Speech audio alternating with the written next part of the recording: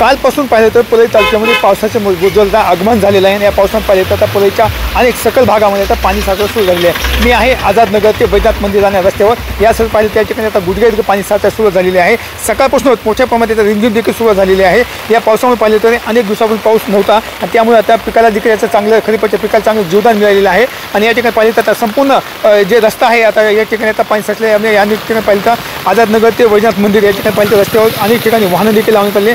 नाल्याचे पाणी संपूर्ण नाल्याचं पाणी याच्या आता रस्त्यावर यायला सुरुवात झालेली आहे आणि त्यामुळे त्या नागरिकांना असेल वाहनधारकांना मोठी कसरत देखील करावं लागत आहे। मात्र यातील पाहिलं तर शेतकऱ्यांना याचा मोठा दिलासा देखील मानला जातो आहे। मात्र अजूनही मोठ्या पावसाची अपेक्षा देखील शेतकऱ्यांना लागलेली आहे। त्यामुळे प्रसार विकास मी संभाजी मुंडे TV9 मराठी पलई बीड।